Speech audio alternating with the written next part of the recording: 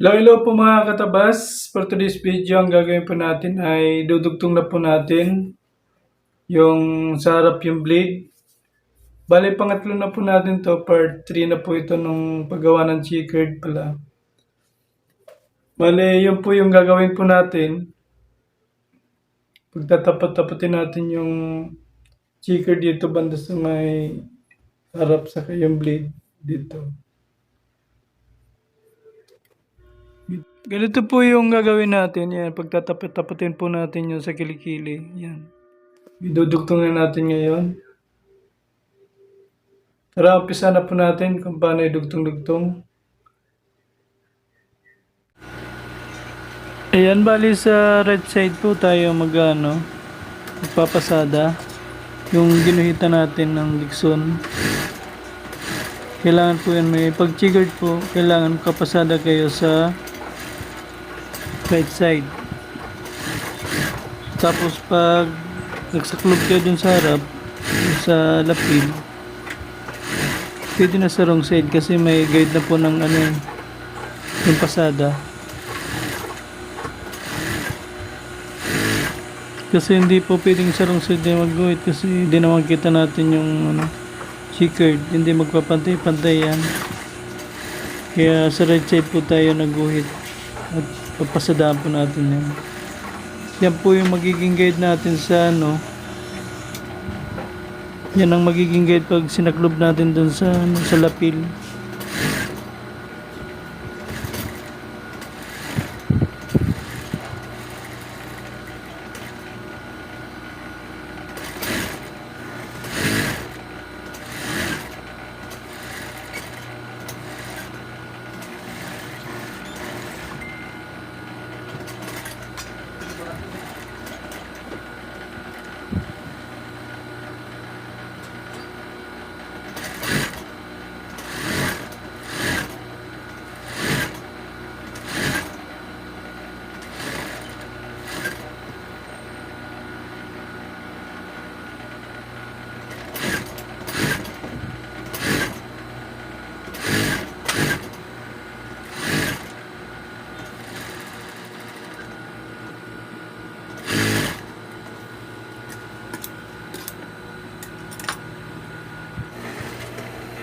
Bali, ganyan na po yung kalalabasan pag naidugtong na po natin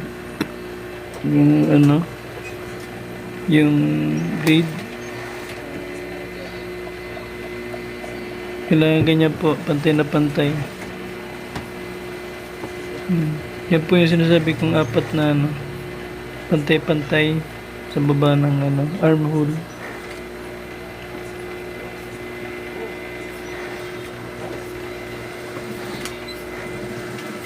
Bali, ito naman yung kabiyak. Yan, kailangan pantay pa rin yan yung sa harap. Yan, may pikiti po yan para flat na flat siya.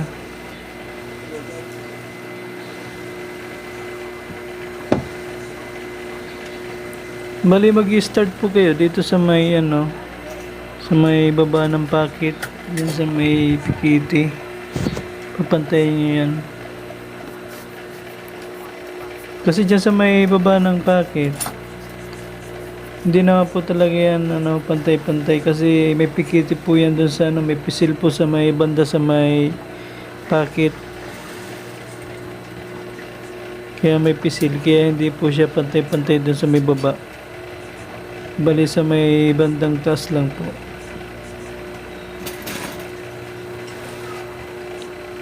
Sa may upper ng packet. Diyan po natin umpisan pasadahan papunta doon sa taas. Pag doon naman sa kabila, bali po ito left side. Doon sa right side, pwede po kayo mag-umpisa doon sa may pinakataas, pababa naman, papunta sa may pocket.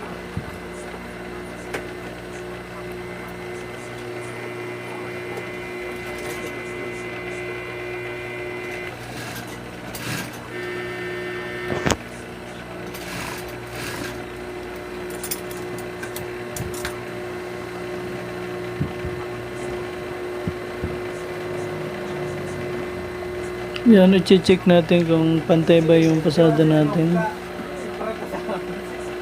Ayan, may konting sablay yung ano, hindi tumapat siya. Pero konti lang yung diferensya. Isang guhit lang nga tayo lumampas.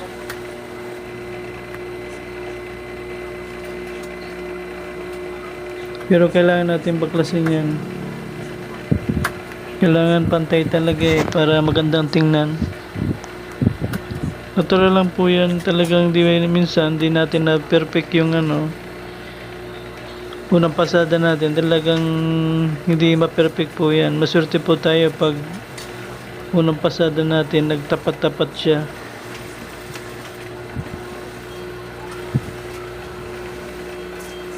Minsan tatlong kalas ako dyan. Tatlong ulit ako dyan pag checkered.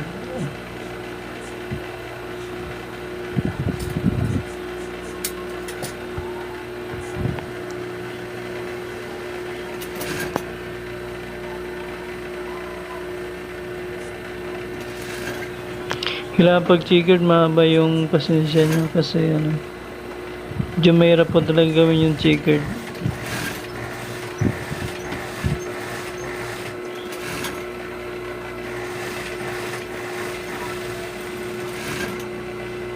Siyempre konting abala,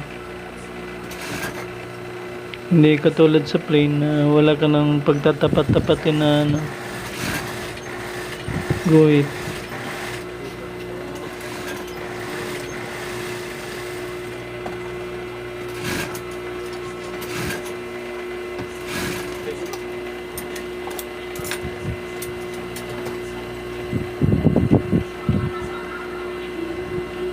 Kailangan ng technique dyan, medyo hatakin nyo yung ilalim kasi mas malakas maghatak yung ngipin ng ano, makina. Yung sa ilalim malakas sumatak yun, kaya kailangan hatakin nyo rin.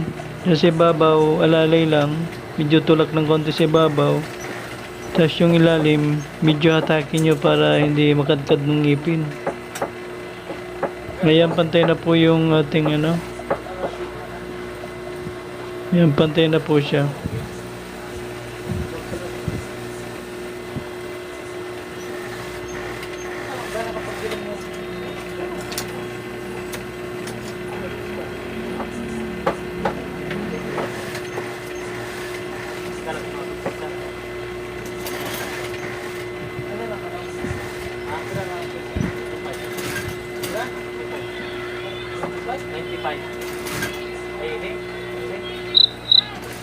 Oh.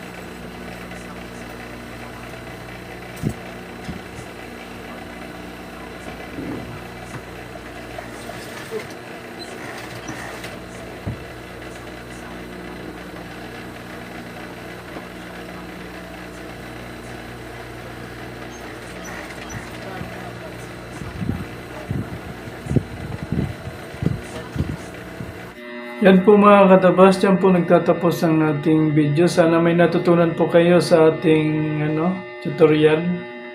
Sa pagtapat-tapat dito banda sa may ano, o pagdugtong sa harap at ng ano, blade. Sana mayroon kayong natutunan sa ating video. Sana huwag niyo pong kalimutan mag-subscribe.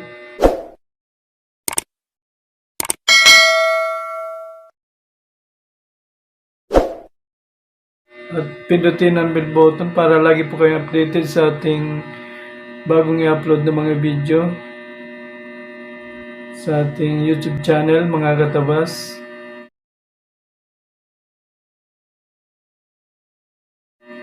Sana walang sawa po kayong sumabaybay po sa aking YouTube channel. Maraming salamat po.